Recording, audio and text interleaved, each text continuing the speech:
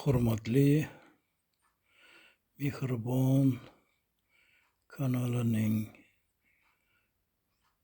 tomosha qiladiganlar va qiziqqanlar uchun bugun mashhur yozuvchi shoir Farid Usmonning 2025-yilda chiqqan Muhammad Shayboniyxon qismati asarini ko'rib chiqamiz.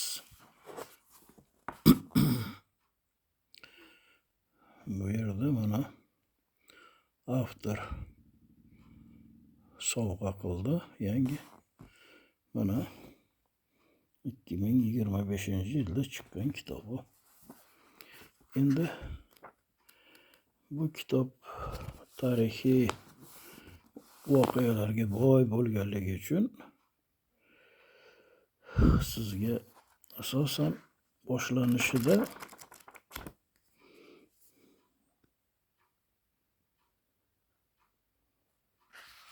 kun darajasi bilan tanishtirib qo'ymoqchiman va shunga qarab keyinchalik qiziqish bo'lsa asarlardan o'qib birgalikda o'qiymiz. Mana bu daraja. Shayboniy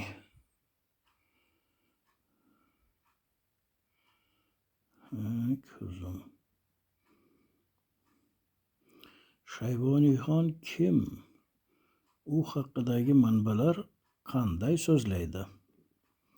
Shayboniyning tug'ilishi 3-manba. Yana Tarxon huzurida va yangi yurishlar.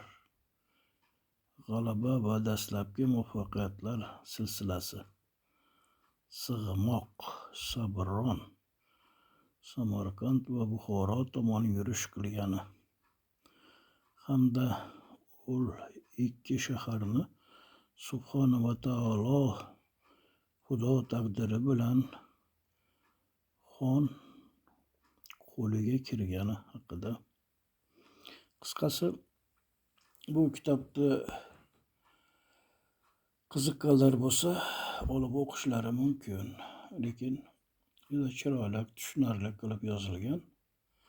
Bu narsani o'qiganingiz sari o'qigingiz keladi va O'zbekistonning tarixi, Boburiylarning tarixiga bog'langan, Bobur va Shayboniyxon o'rtasidagi anchagina munosabatlarga ochiqlik kiritilgan kitob ekan.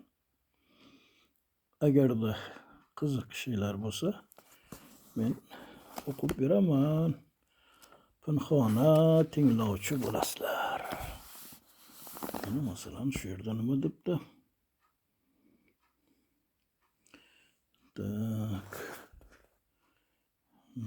Jo'ja makon dashti quchog'i o'lganiga 6 oy bo'lgan. Sen Boyqaro to'g'risida ham bor o'xshaydi.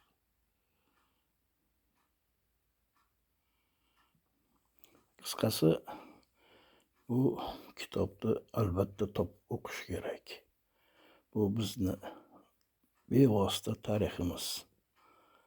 Tariximizni o'rgansak, shunchalar boy badavlat davlat bo'lamiz va qudratli bo'lamiz va mustaqillikning qadriga yetamiz. Mana buguncha shu.